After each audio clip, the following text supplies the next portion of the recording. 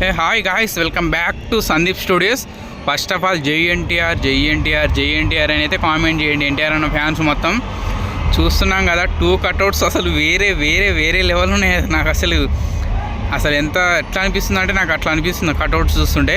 So 2 characters కాబట్టి 2 cutouts ఉన్నాయి. మనం తండ్రి క్యారెక్టర్ చూసుకుంటే దేవరా కట్అవుట్ అయితే వేరే లెవెల్ ఉంది. అసలు సూపర్ అనిపించింది నాకు. అంటే మార్నింగ్ చిన్నగా అయిపోయినాయి, అటు అయిపోయినాయి. సో అందుకనే చేంజ్ చేశారనమాట నైటు.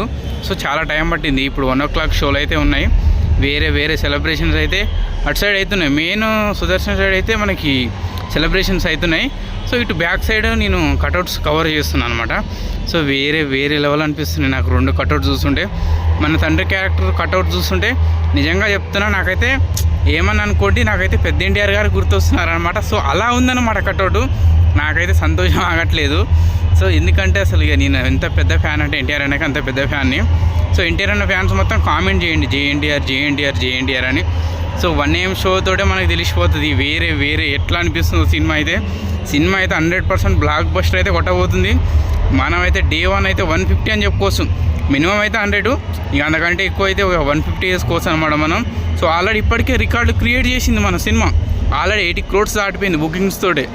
సో జై ఎన్టీఆర్ అని అయితే కింద అయితే కామెంట్ చేయండి తప్పకుండా.